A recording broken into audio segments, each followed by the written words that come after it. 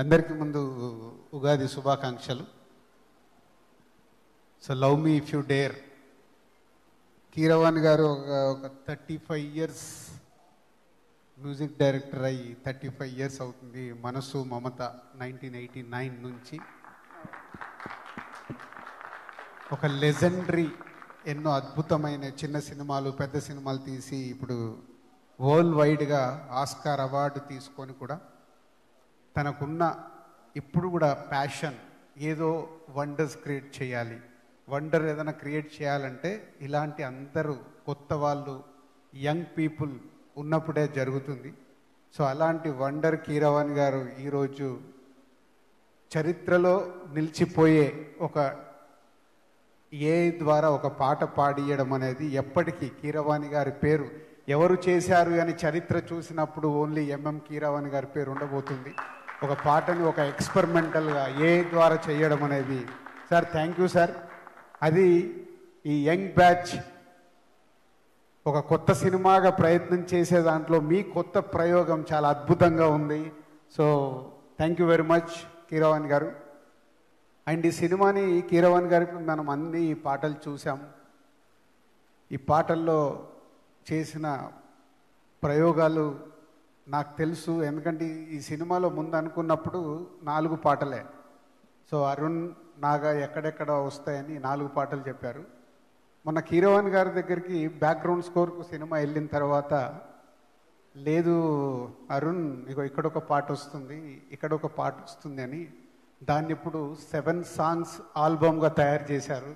Thank you sir దానికి కూడా. ఎందుకంటే ఒక సినిమాని బ్యాక్గ్రౌండ్ స్కోర్లో ఇక్కడ ఎలా వస్తే బాగుంటుందని మీ 35 సంవత్సరాల ఎక్స్పీరియన్స్ ఈరోజు లవ్ మీకి యూజ్ అయింది.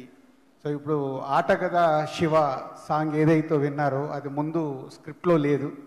కీరవాణి గారు ఆ సిచ్యువేషన్ని చూసి ఇక్కడ ఈ పాట వస్తే బాగుంటుంది అని చేసి నాకు నాగా ఒకరోజు నైట్ 10 o'clock ఎప్పుడు సాంగ్ పంపించాడు. సార్ ఈ సాంగ్ వినండి.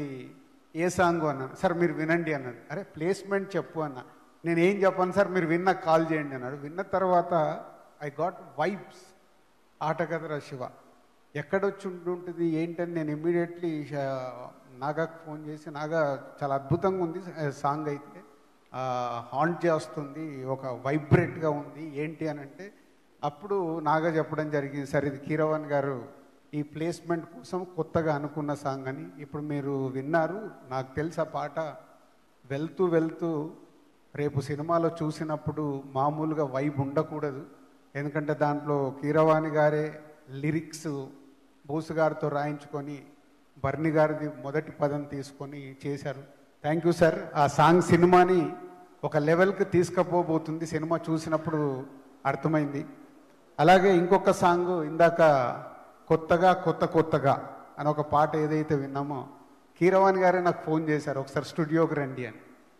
ఎప్పుడు ఈ సినిమా విషయంలో నేను కీరవాణి గారు మాట్లాడుకున్నది ఎప్పుడు లేదు. అదే ఫస్ట్ టైం కీరవాణి గారు ఫోన్ చేస్తే స్టూడియోకి వెళ్తే చెప్పేస్తాను, అది క్లైమాక్స్లో వచ్చే పాట, ఈ రీల్ చూడండి అని చూపిస్తే ఆ సాంగ్ విన్నప్పుడు మళ్ళీ ఒక వైబ్, అంటే టోటల్ సినిమాని రౌండప్ చేయడానికి అక్కడ కీరవాణి గారే లిరిక్ రాసి చేసిన సాంగ్.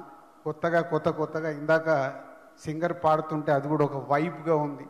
Thank you sir. ఈ సినిమాని మీరు ఎంత ఓన్గా చేసుకొని ఆ పిల్లలకి, నాగాకి అండ్ అరుణ్, హర్షిత్, అన్సిత అందరికీ మీరు ఒక న్యూ జనరేషన్కి బేబీ స్టెప్స్ చేస్తున్న వాళ్ళకి మీరు వెనకాల ఉండి ఈ సినిమాని నెక్స్ట్ లెవెల్కి తీసుకెళ్ళడానికి ప్రయత్నం చేస్తున్నారు. థ్యాంక్ యూ కీరవాణి గారు. సో మా జర్నీలో ఒకే ఒక సినిమా చేశాం 54 సినిమాలో, కానీ వాళ్ళకి ఆ సెకండ్ సినిమానే కీరవాణి గారితో పీసీ గారు లాంటి గారితో వర్క్ చేసే అవకాశం రావడం, బేబీ స్టెప్స్ వేస్తున్న యంగ్ బ్యాచ్కి all the best. Arun, Naga, Harshit, Ansita and hero Ashish and heroine Vaishnavi. And about story ఇంతకుముందే నేను చెప్పాను, ఒక న్యూ ఏజ్ ఫిలిం, ఒక యంగ్ టీం కలిసి ప్రయత్నం చేస్తున్నారు చాలా కొత్తగా. అందుకే ఇంతమంది ఈ కొత్త స్క్రిప్ట్ కోసం ముందుకు రావడం జరిగింది. ఒక కొత్త ప్రయత్నము, కొత్త ప్రయోగము, అలాగని టోటల్ లవ్ స్టోరీ మీదే డ్రైవ్ చేసే సినిమా.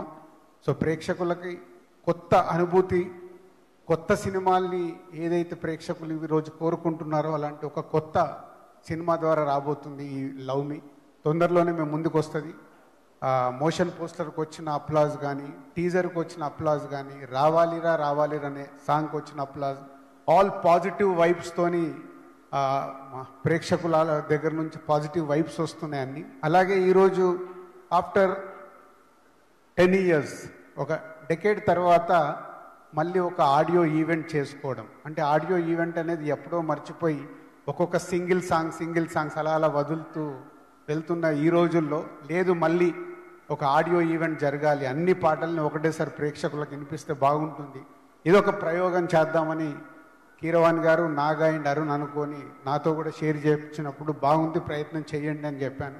సో దానికి కూడా మీ అందరికీ థ్యాంక్ యూ. మళ్ళీ ఆడియో ఇలాంటిది నిజంగా ఇది ఇప్పుడు సక్సెస్ఫుల్గా 6 పాటల్లో ప్రేక్షకులకు 7 పాటల్లో ఎన్ని నచ్చినాయని రేపటి నుంచి మనకు అర్థమవుద్ది. ఒక్కసారి విన్నప్పుడు న్యాచురల్గా 7 పాటలు వింటాం, 2, 3, 4 నచ్చేస్తాయి. నచ్చిన పాటల గురించి మాట్లాడతాం, ఇది బాగుంది ఇది బాగుంది ఇది బాగుంది, అవే వింటూ ఉంటాం.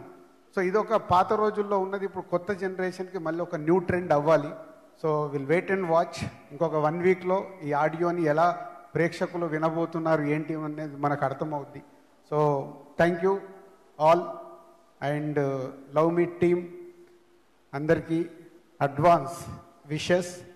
సో మీ సినిమా రిలీజ్ రోజు ఇందాక అరుణ్ అన్నట్టు ఆనంద బాష్పాలు అందరి కళ్ళల్లో రావాలి. దానికి ప్రేక్షకులు ఒక కొత్త సినిమాని ఆదరిస్తారు.